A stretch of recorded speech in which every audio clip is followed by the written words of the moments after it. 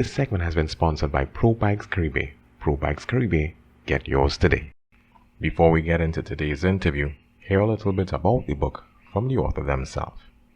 Hi, my name is Marlo, author of The Life and Times of a Poet, the fourth poetry book from Barbadian author Marlo. It is available on Amazon in Kindle and paperback formats, and it tells of my journey from Barbados, from my home country Barbados to British Columbia, what I felt and thought, and it also pays homage to women. Thank you.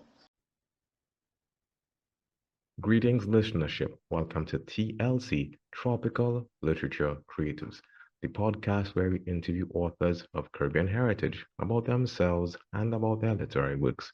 Today we have with us the marvelous Marlo Browne, author of a number of poetry works that you might have heard about.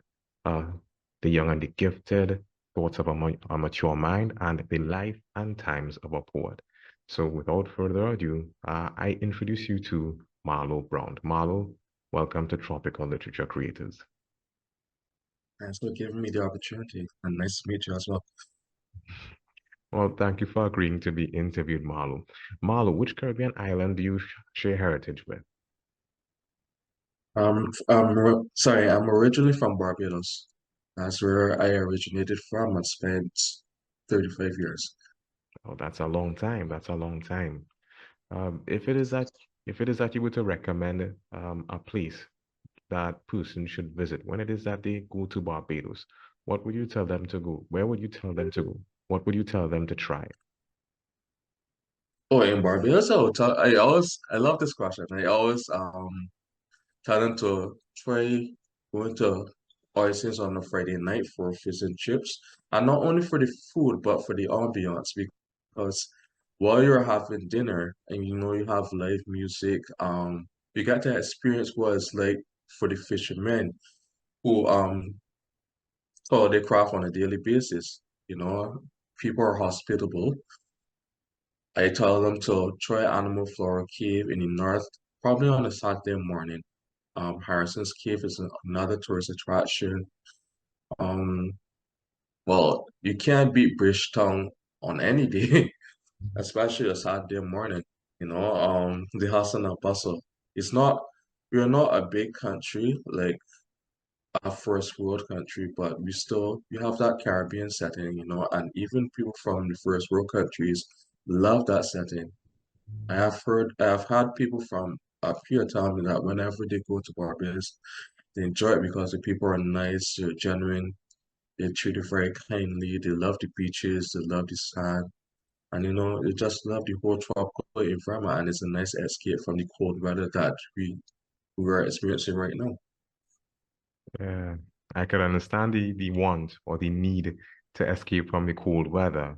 For those of you all just tuning in, Marlo and I were talking a bit before the interview, and he was giving me some insight as to how treacherous and how sometimes uncomfortable the cold could be.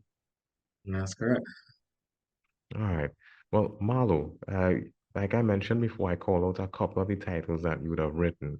And in doing some research, I saw that you weren't just confined to doing poetry. You did a thesis that seems to be kind of popular when it is that persons do searches about you. As that is the case, can you tell us a little bit about each of your books, the three books of poetry? Oh, I stand corrected. The four books of poetry. Is the fourth book out now? Yeah, the fourth book came out last August. Um, and that one was a journey, but let me start with the first one. The first one should have actually been out at least 5 years before that. I was writing since 2009, and my editor, well, he wasn't my editor at that time, but he's still a fellow poet and author as well. He was telling me that I should publish my work in 2014. But at that time, I was still of the mindset that I just want to get my work out there for everybody to see, not necessarily monetize it. So he came back to me again at around, I would say, 2017 to late 2018.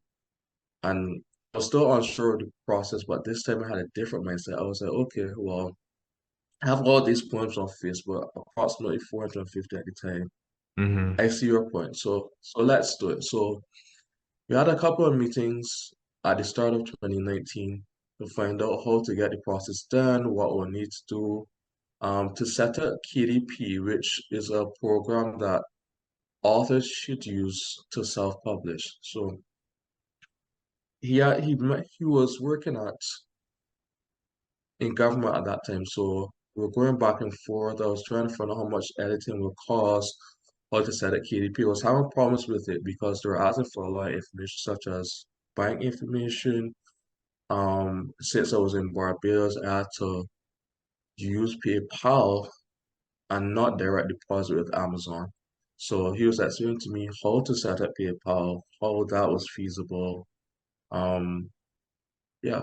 So I had to select the number of poems that I wanted for that first book as well. So I chose the 20 best poems that I had written on Facebook and went to him with those. He told me to put them in a Word document and he edited it. At that time, we weren't focusing on changing the font.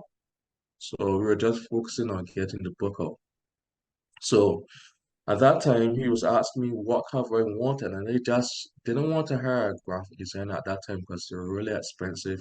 I was working at a supermarket, so I didn't think at that time that I could have afforded it.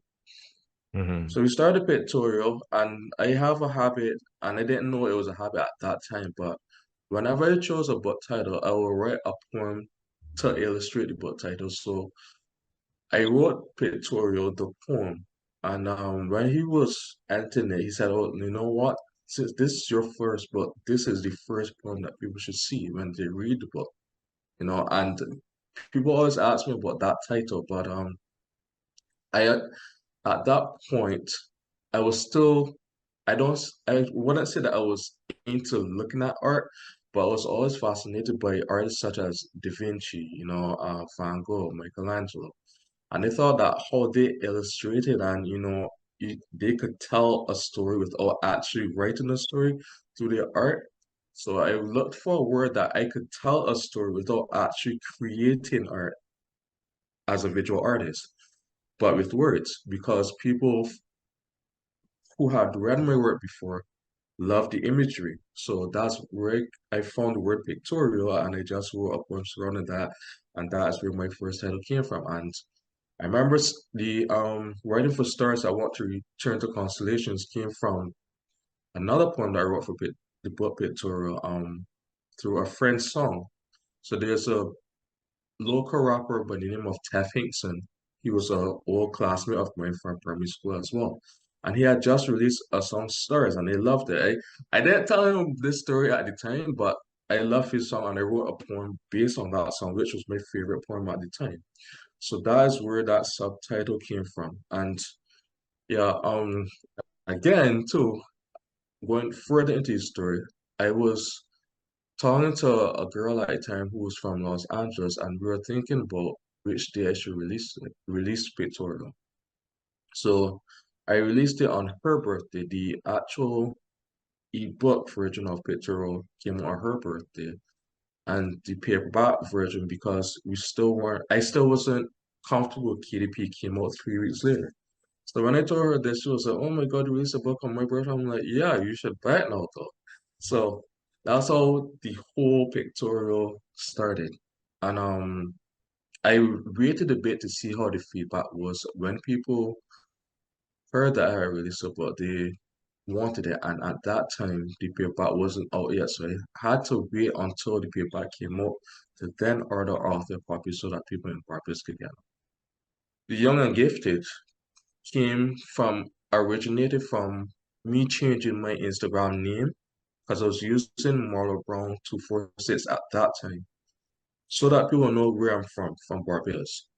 But I was going through a stage of my life where I, after writing so many poems over the years, I was trying to find out if I was really talented. People told me that I was amazing and stuff. So I wanted a name to highlight my talent.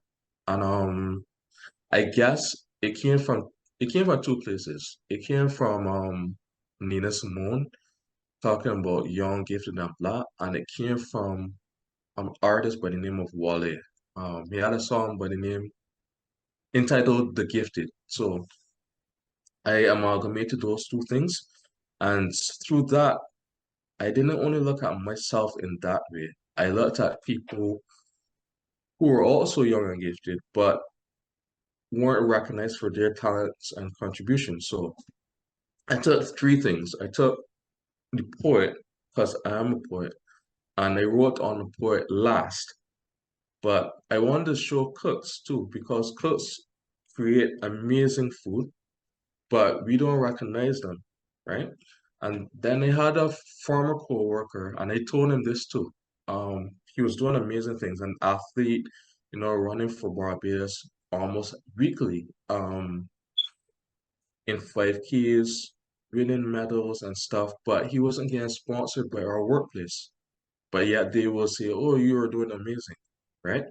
So I wanted to highlight him as well, and I wanted my cover to showcase that as well. So for my second book, you see the top of it is an author getting, not an author, an athlete getting ready to start running. The middle is the cook, and at the bottom you'll see like a person writing. So that highlights all three personalities. And at that time too, I was writing with a guy who was one of my favorite poets as well, but he had lost his first son, and he's still married. He had lost his first son, and he was going through a hard time because of that. Him and his wife.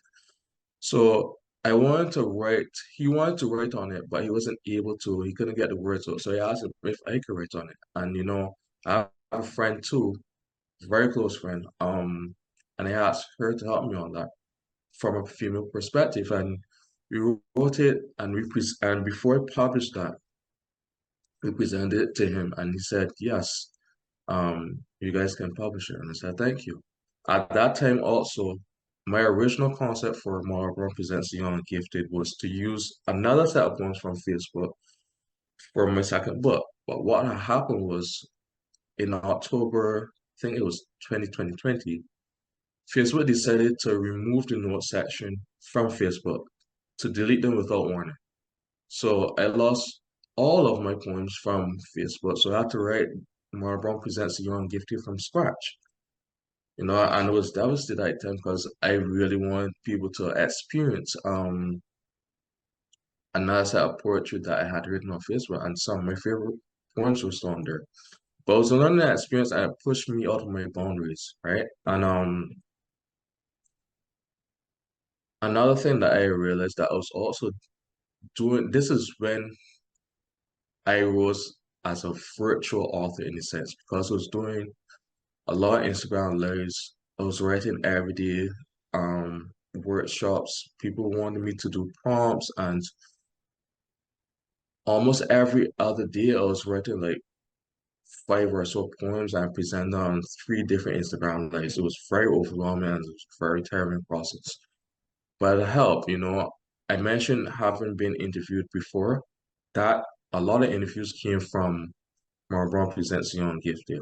Um, what happened was that I had an interview with the Daily Nation talking about my rise to being an author. That happened through a co-worker. Or Um, sorry, the Daily Nation. Is this a paper in Canada or is it in Barbados, in Barbados? people in Barbados. Yeah. So I had various Instagram interviews as well, with Marlo Presents Young and Gifted. I was nominated for Book of the Year, Writer of the Year, and Poet of the Year for Marlo Presents Young and Gifted. And for that book especially, yes, I was talking about social justice, racism in pictorial as well, but not to that extent. I think Mm-hmm. Marlo Presents the Young and Gifted presented me with the opportunity to write about certain things that I really wanted to talk about.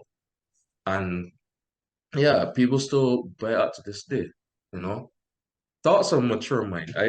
This is at that time, going Mm-hmm. into 2020, went out of 2021 and into 2022. Yeah. Thoughts of my mature mind was my favorite book that I have written before I released The Life Potential of a Poet. How it started. So there was a competition called the Frank Worrell, sorry, Literary Awards. So I was writing thoughts of mature mind for that competition. You had to submit 15 unpublished poems for that competition. Mm-hmm. And again, this came into at the end of 2021, where I was writing prompts on Instagram almost daily. So the first 15 poems, most of them were prompts from Instagram. And at this time, there was an author by the name of Lashana Griffith. Mm-hmm. Um, right, she's also the owner and CEO of Right PR Services in Barbados. So I was reading her third book at the time, and I noticed because I was also in a men's group for mental health, and I noticed Lashana talk about a condition called endometriosis, and at that time I was presenting this to the men's group. I said to them, "Why is it that as a man we also don't learn about our partner's medical history?" And having a background at that time, at that time, I had, I still have the background, but I had a bachelor of science in biochemistry, and I had recently finished my master's in public health. So health was always one of my other passions about it. In fact, it's actually my main passion aside from poetry. So I wanted to talk about health related topics, in thoughts of mature mind. But before we got to talking about Tourette's, because those poems came after the competition. So this is what happened. The last poem that I submitted for that competition was actually inspired by Lashana's poem on endometriosis. But her poem was, of course, from a female perspective. So having had that discussion with the med school, I said, you know what? Why not just talk about endometriosis from a male perspective? A male who is supportive of a partner going through endometriosis.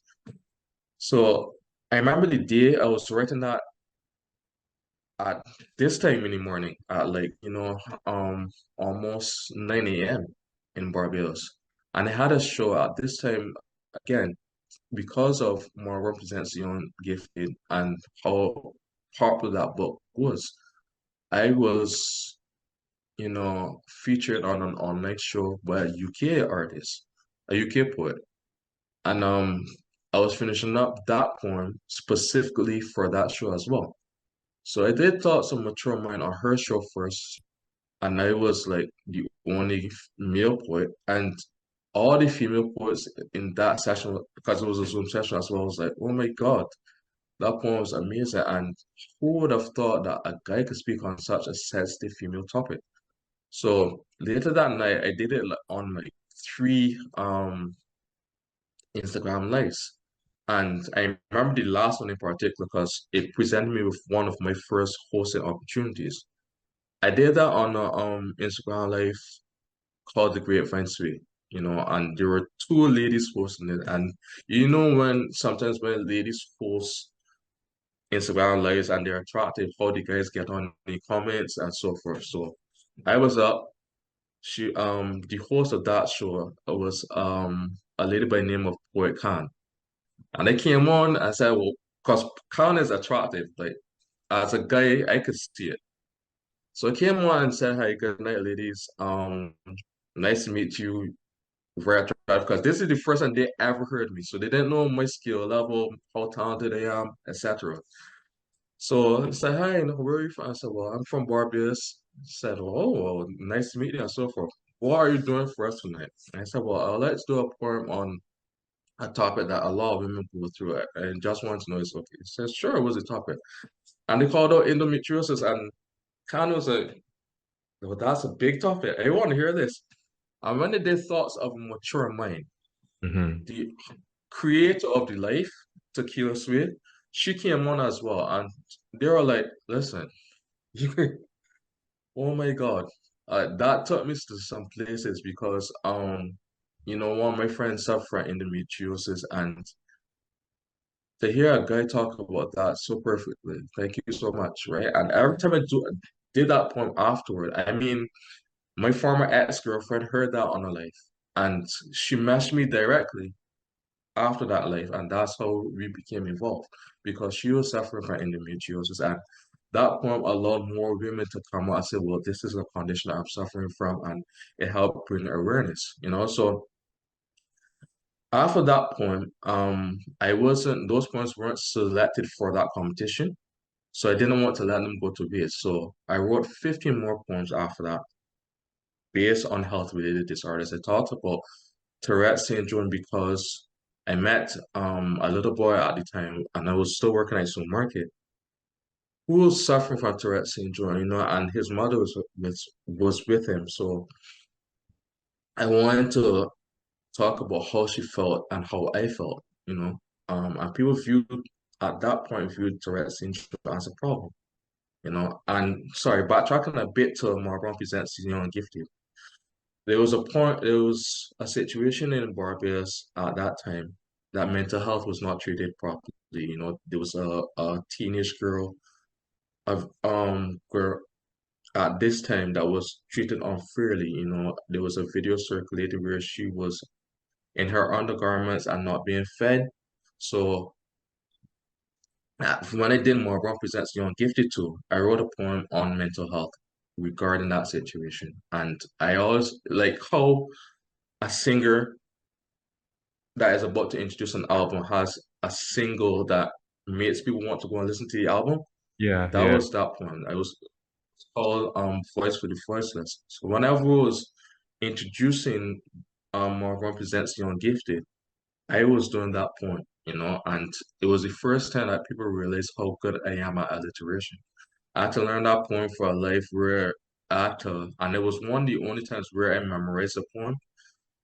I had to memorize voice for voices, and I did it several times, you know. So yeah, that was another part of my Rum Sense Doing Gifted. So going back to thoughts on mature mind, I had done a paper on autism for the same thesis that you're asking about, and my neighbor also has autism, but he was again a very talented musician, used to sing at weddings, books. I mean, booked at several different events. So he talked about his story, and I asked his sister to tell me about what he went through.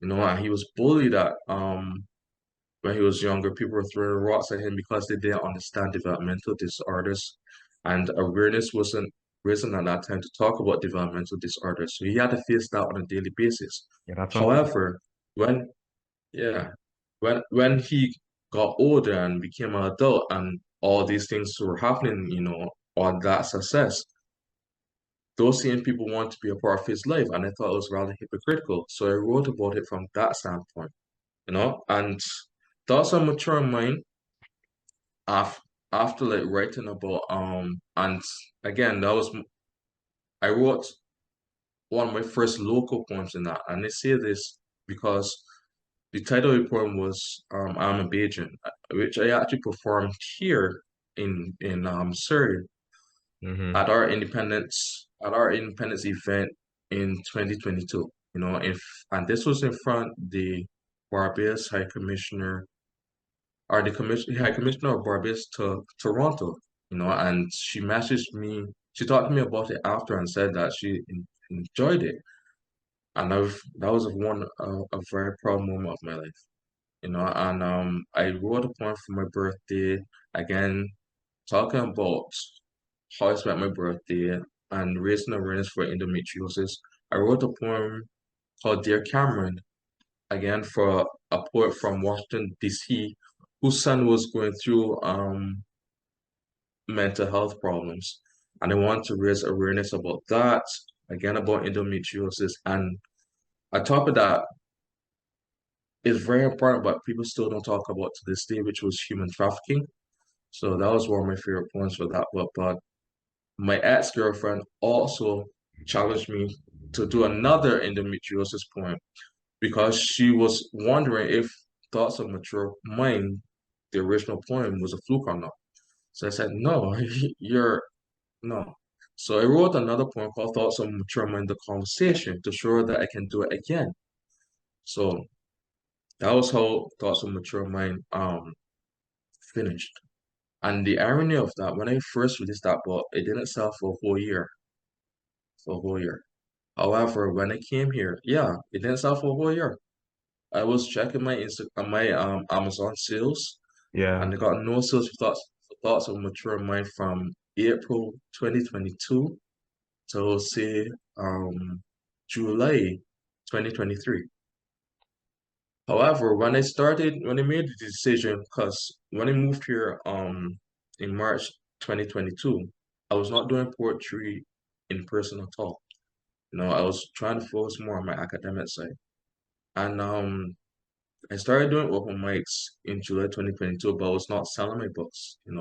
Or if I did, it was like just a little one-off. So I had a few copies of Marlo Presents, Gifted, and those were selling. So going into 2023, I went to Vancouver to perform.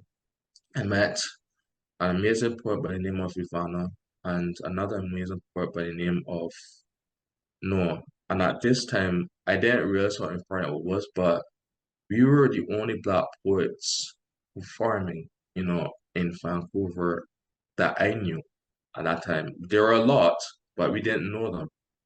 And it was very hard to find poets of our color and complexion in a predominantly white society.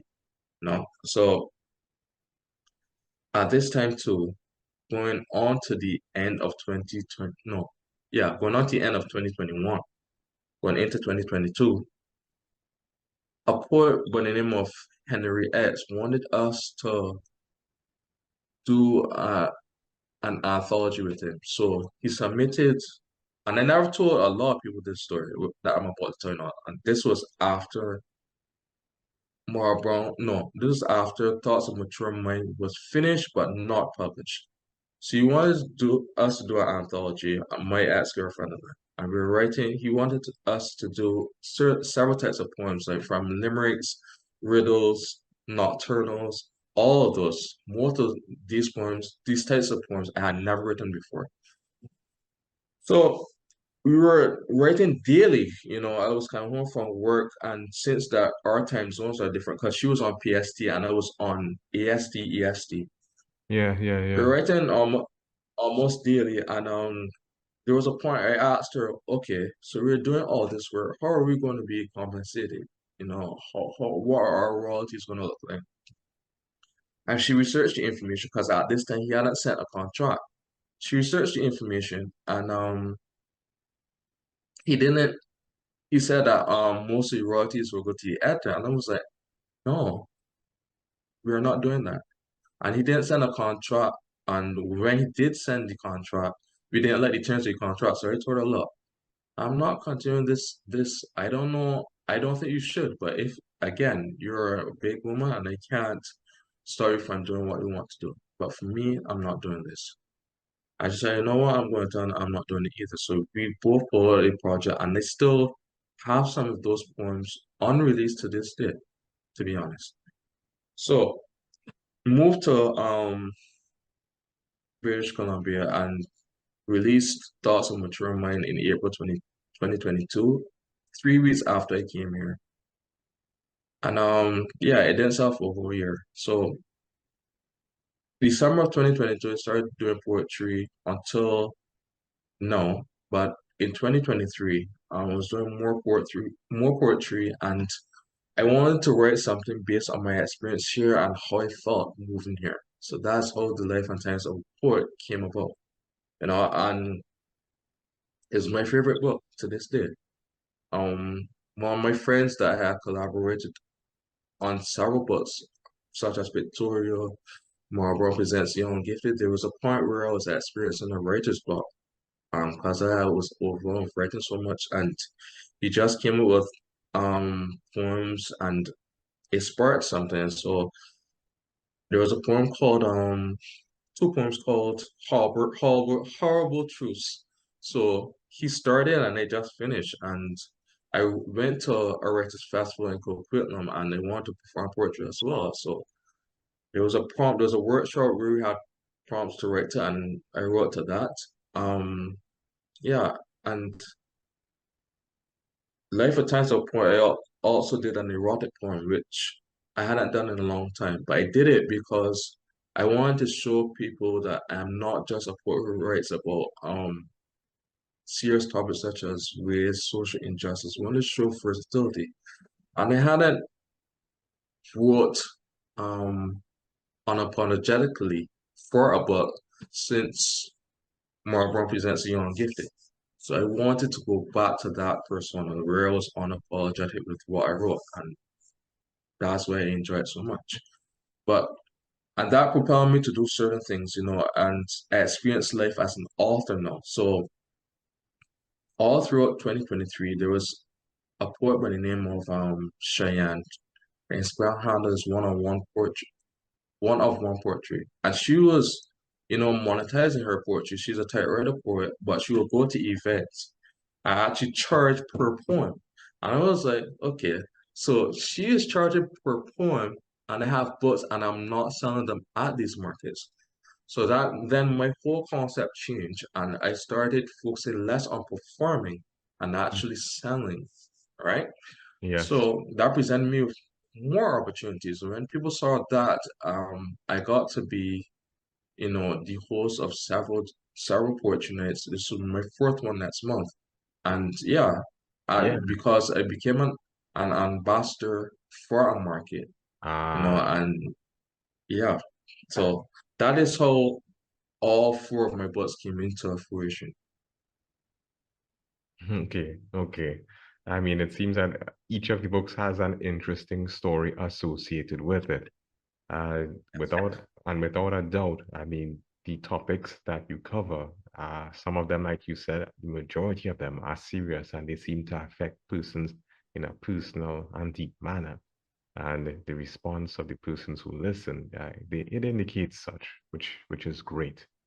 I Thank like you. it. I like your development in terms of, first of all, you're doing the poetry, you publish the book, and then we see how things develop over time, how it is that you get attention, how it is that you also get respect, how it is that you become what I started using this term because it keeps on coming up, an authorpreneur. How it is that you're an author who Yes. starts getting paid for the work that you do. And here it is again, the way that you you find yourself in a different role now in being an ambassador for persons doing poetry at these functions. Yeah, your growth, your development, and the change is just interesting. It's just interesting to pay attention to and to see. Well, met, well, you know what I mean. You know what I mean. I Yeah, don't I speak. know what you mean. Okay, can you tell us a little bit about your self-publishing experience?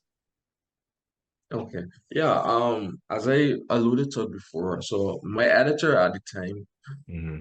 was telling me about publishing, and the first time I did it, it was a strenuous process.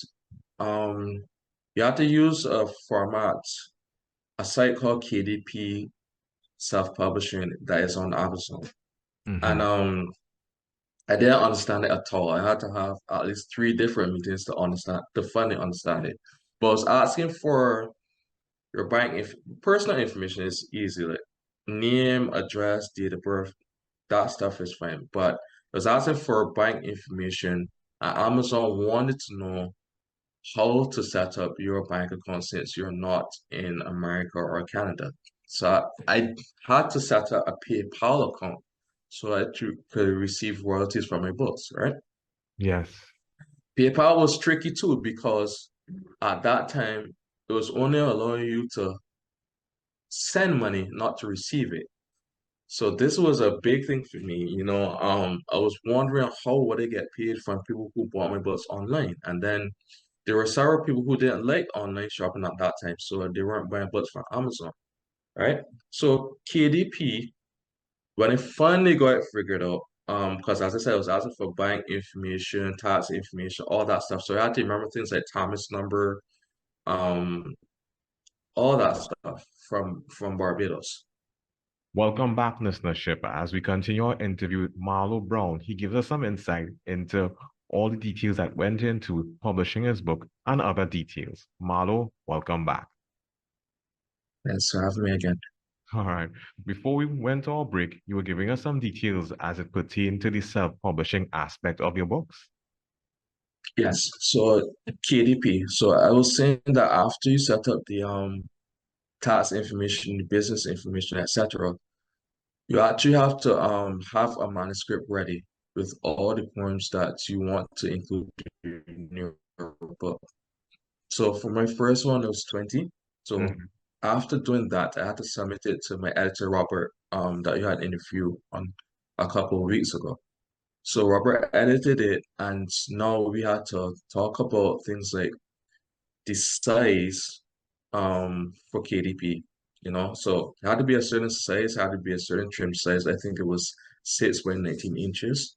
Yeah. Um, so you had to do that. You had to put keywords so that people could find it. You had to talk about formats. So I Mhm. was starting with the ebook first, since that was most convenient because people are also on the go. Um, so I had to do the ebook, upload that manuscript. So I had to look at certain keywords. So I typed certain keywords so that people could find that and attached it to Kindle Plus Unlimited so that in case there were any subscribers of that app, they would get it for free. Um, so that was the first part of self-publishing. And then I can't remember what was the second page, but the last page was pricing, etc. So you do that for paper for the ebook, and then you have to do the same thing again for paperback.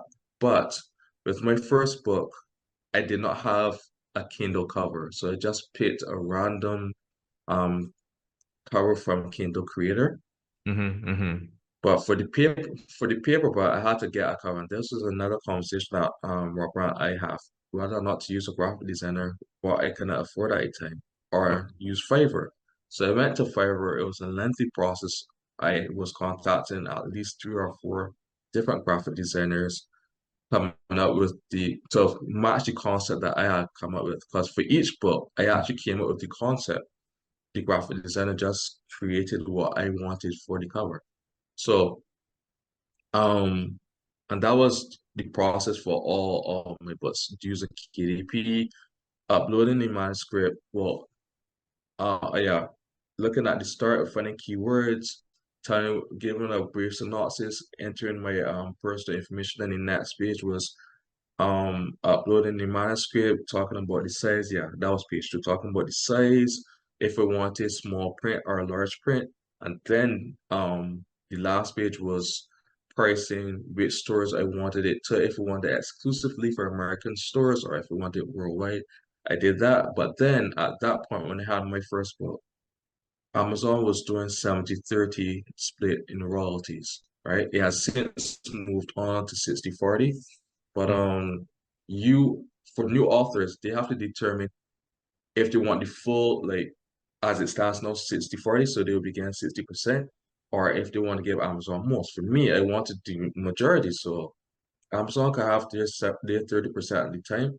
I wanted the 70, right? And you have to check the conversion rates if you're going worldwide for each Amazon store. So that's what I did. And at that point, for my first book, I had to rely on PayPal. So after it was published, the paperback was published on November 25th, 2019. I did some author copies. So told myself, I'll just start with 15 to see where it goes. And I brought in 15. Of course, I was in Barbados, so I had to pay additional shipping and handling, etc.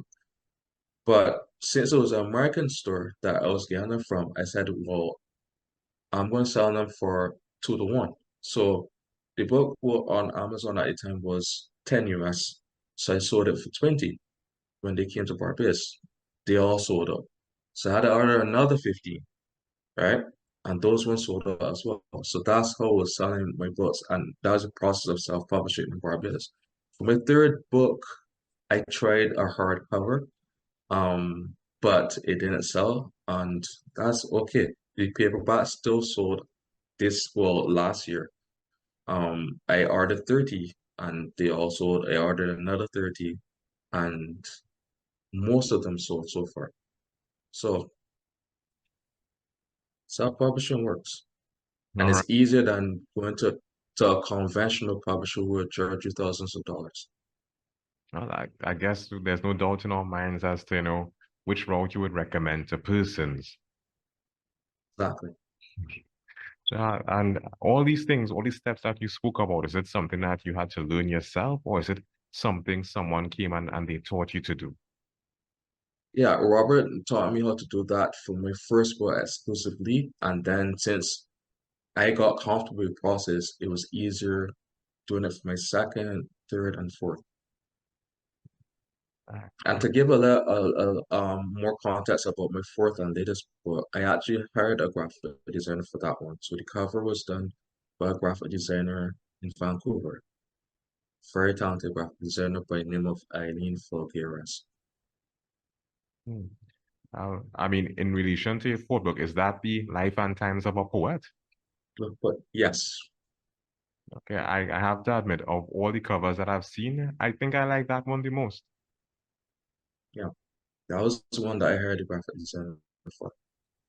I, I mean, I noticed that trend in that for each of your books, it wasn't just like a one person. You weren't really a one-man show, that there were a number of other persons who worked together with you to get items done. Yes.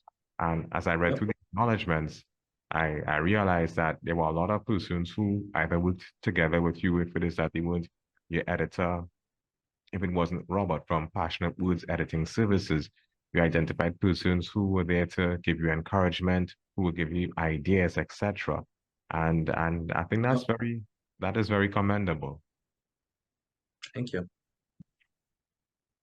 Uh, in terms of your book, uh, you had mentioned, not you had mentioned, well, you had identified that a lot of the content that they were related to issues that were serious. You mentioned stuff like Tourette syndrome and a number of other ailments that assail persons.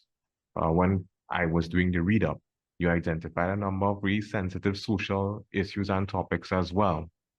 Uh, Yes. what would your thoughts be if it is that your book were to be adopted by an organization to help with persons dealing or addressing issues such as this? I'm glad that you asked that question because recently at a market in Maple Ridge, I met a community worker who actually bought my books for that purpose. Ah, So yeah, yeah, that's another story that I don't tell people as well. That I haven't told anyone as well. Yeah, ah, so I got approached about that area, and they said that is fine. I'm glad that because that was the point. I want to be a poet and hence now an author that could actually raise awareness about these issues. And that was what was my idea behind Thoughts of Mature Mind. These are topics, and not only thoughts of mature mind, but talking about serious topics in general. We as sports get categorized as only writing about love and relationships or sex. Why should we? We have a platform that enables us to talk to an audience about daily lives, about things that they're going through, whether it's financial stability, financial instability, who wasn't affected by race. We can't name a minority that isn't affected by race or prejudice. If you look at, for example, India, caste system is still going on up to this day. So why can't we that have the attention of an audience speak to them about the issues that we're facing? So that was my whole idea when I first started writing poetry. After a time, I just decided not to break away from the trend about writing from about love and relationships and sex, because I wasn't there to get, you know, women.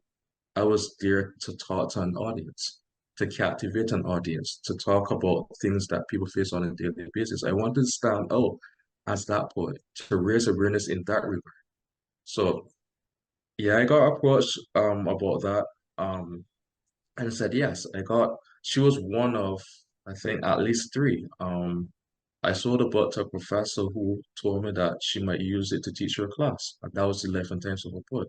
And that was interesting because that was more about my story, what I had experienced moving from Barbados to BC, some of the racism that I dealt with personally. And I appreciate it and I still feel proud of those two things because I came from a very small country, and the fact that people that my work that I spent so many years trying to perfect can resonate with people and impact them to the point that they want to use it to spread the word and help other people, that was then mission accomplished. I mean, it's really great when it is that you can have your experiences, you can have them, written or in a manner that persons can receive, can ingest, for want of a better term, and they in turn can use this to help with their own development, with their own growth, and in some instances, with their own healing.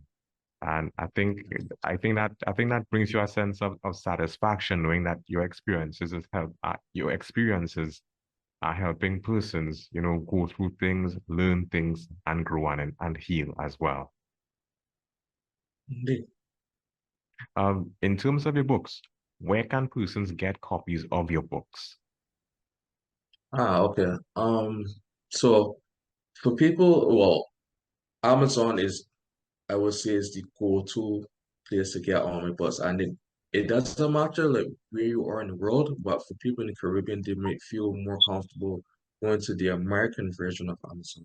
So all my books are on Amazon. For people in British Columbia, there are a number of places. There's the UEL Marketplace on Granville Island. There's Massey Books in Chinatown in Vancouver. There's Been Around Books in Maple Ridge. Um, and I'm trying to get them into Indigo. Indigo has been a bit slow. I tried Indigo and Langley. They told me that they were full. I'm at capacity. I might have get them at a place called Crows and Company bookstore soon. I'm actually doing a reading for them on February 2nd, so I might go there. I was trying to get them into the libraries. I have the communication on that end was a bit sluggish for Surrey libraries especially. I have been featured at Vancouver Public Library as well. People that attended those readings got books from me there as well. If they see me in person in British Columbia at markets, they can get them from me directly. But for people outside of the country, Amazon would be the go-to location. I have seen some of my books being on the online sites of things like Barnes and Nobles and other bookstores. So I think a normal Google search will point them to the various locations. I mean, when it is that you describe the places that your books can be found, I think that you're very ambitious in your undertakings. Schools and in other places where persons can easily and readily access your material. We have seen your growth from being a writer to a publisher to being a public figure and an ambassador where poetry is concerned. In 2024, do you see yourself being more invested? Do you see yourself taking different roles where this is concerned? Oh yeah, and that's an answer question. Even how you originally asked it was awesome. Yes, as it stands now, I have one. Well, Fortunate is being hosted by me at Pacific Arts Market February 3rd, but I'm also going to be the host of a comedy night, at the same location, and I will be partaking in another event.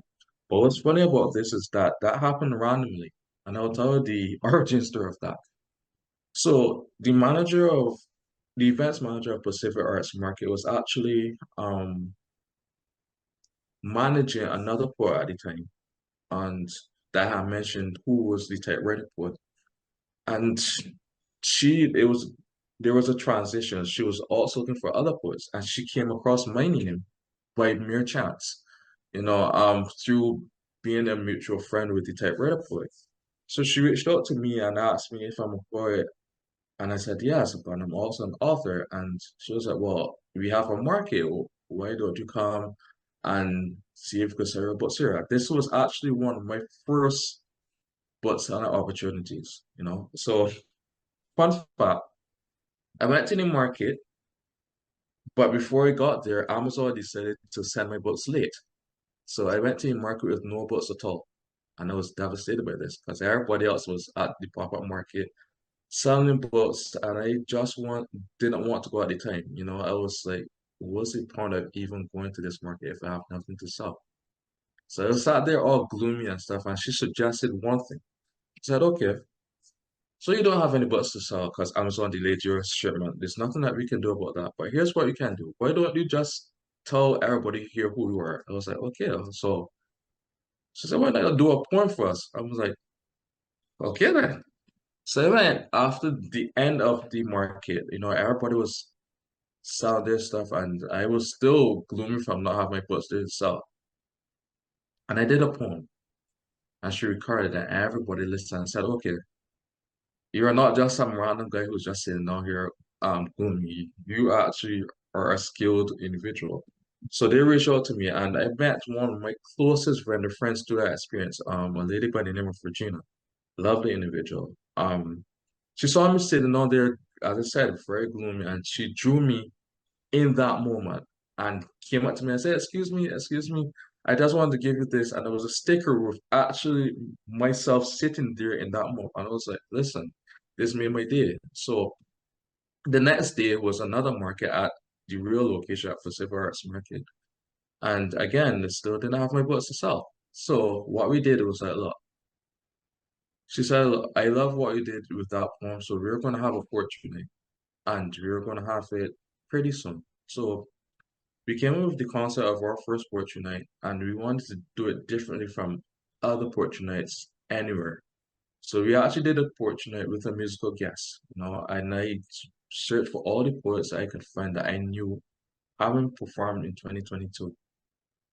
And yeah, I got my friend Ivana, I got several other poets, some canceled at the last minute, and it was very successful. People, because Vancouver didn't have a specific poetry night, they had a poetry slam night, on Mondays, but never like on weekends. People searching for poetry nights couldn't find them. So we had our first poetry night in June, at the end of June, very successful, and people wanted another one because they didn't have it. So we had to go and schedule dates again, and this was when I got presented with the opportunity of being the ambassador because as a result of that and doing that first market, I went to other markets and I heard people tell me, well, this is different. We have been to several markets over the years and we have never had authors. What you're doing is like being a pioneer because we don't see authors at markets. We don't see people who want to sell their books, and you're doing pretty well. So all that got taken into consideration. I formed a partnership with the Black Business Association as a result of that and put my books into their store on Granville Island. And the president comes to me, or since becoming a member as well, not only a vendor, but a member of the Black Business Association, the president sends me an email about the Black Excellence Awards.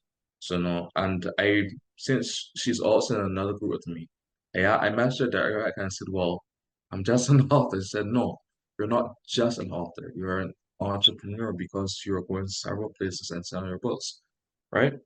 So I said, well, do you think I should nominate my business then? She said, yeah, because I will recommend you to several events. I said, okay.